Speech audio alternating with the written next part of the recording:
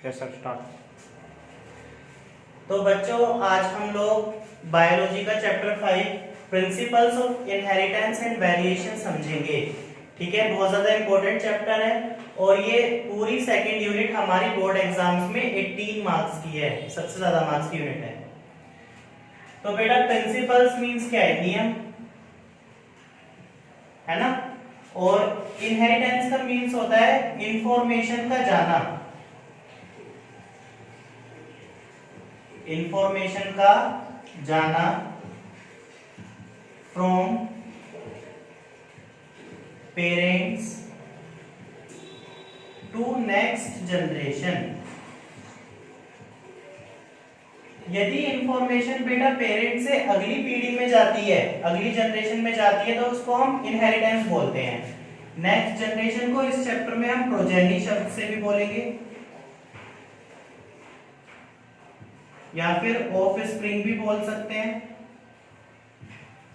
ठीक है, तो ये कुछ नए नाम है इसके। पेरेंट से नेक्स्ट जनरेशन में प्रोजेनी या ऑफ स्प्रिंग भी बोल सकते हैं। तो यानी कि बेटा इंफॉर्मेशन पेरेंट से हमेशा किस में जाती है? नेक्स्ट जनरेशन में।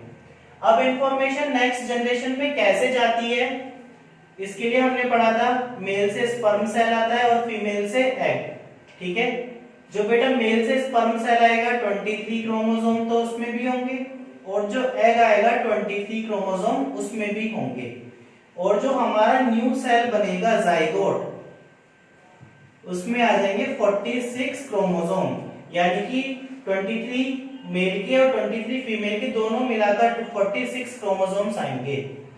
अब क्रोमोसोम होगा तो इसके अंदर भी अपना डीएनए होगा और इसके अंदर भी अपना डीएनए होगा। तो जब जाइगोट बना होगा उसके अंदर दोनों के ही डीएनए आ जाएंगे, और फिर कैसे मिक्स होंगे ये हमें समझना है। तो सपोज ये मेल का डीएनए है और ये फीमेल का डीएनए है, तो फिर क्या होगा? नेक्स्ट स्टेप, दोनों के डीएनए इस तरीके से ओपन हो जाएंगे। डीएनए के बीच में यहाँ पर लाइनें होती हैं, इन लाइंस को हम लोग बोलते हैं बेस पेयर। ठीक है, इस तरीके से। तो ये डीएनए हमारा ओपन हो जाएगा। फिर उसके बाद क्या होगा बेटा? ये डीएनए बीच में से टूट जाएगा, हाफ डीएनए इसका इसके साथ मिलेगा और हाफ डीएनए इसका इसके साथ मिलेगा। ये जो आपको लाइनें दिख रही हैं जिनको हमने बेस पेयर बोला है, ये 32 बिलियन लाइन होती है बेटा एक डीएनए में। तो आप खुद सोचिए कितना क्रिटिकल कॉम्प्लेक्स प्रोसेस है कि 32 बिलियन बेस पेयर टूटेंगे और फिर आपस में जुड़ेंगे। ठीक है, तब जाकर न्यू डीएनए बनेगा। तो हमारा जो न्यू डीएनए बनेगा उसमें हाफ कैरेक्टरिस्टिक्स तो मदर की होंगी और हाफ कैरेक्टरिस्टिक्स फादर की होंगी। तो इस तरीके से डीएनए एक जनरेशन से दूसरी जनरेशन में इंफॉर्मेशन लेकर जाता है।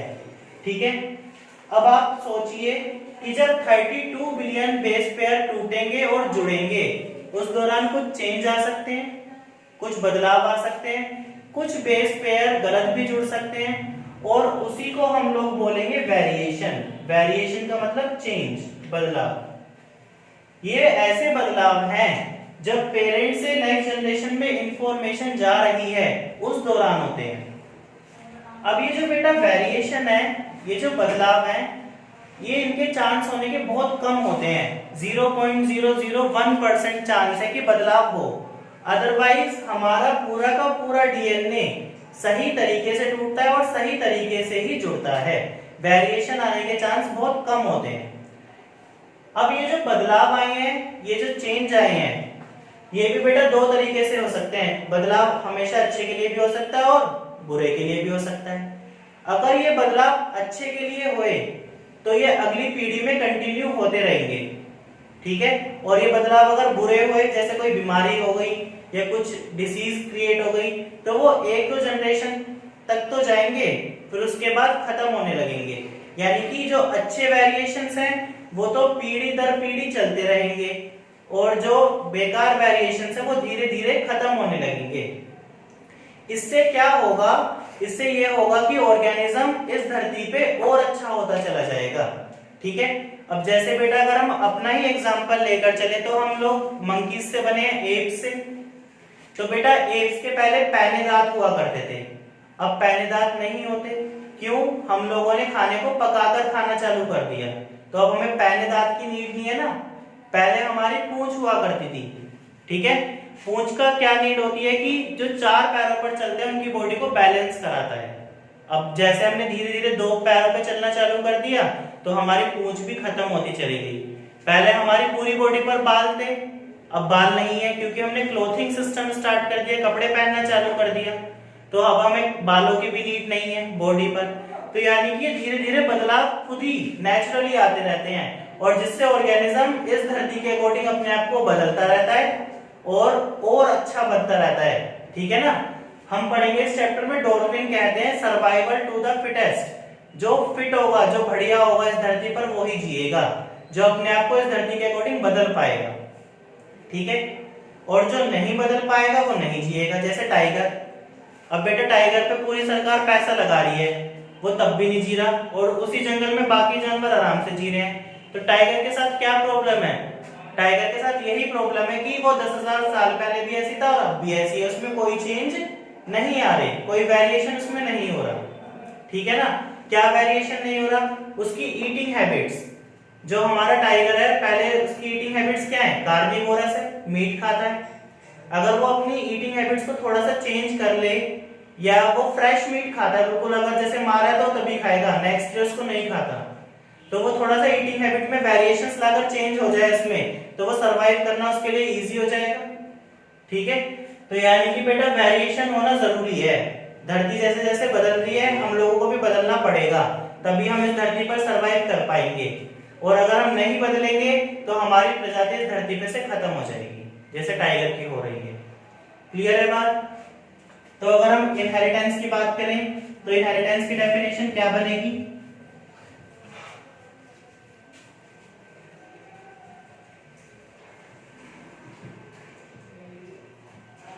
The process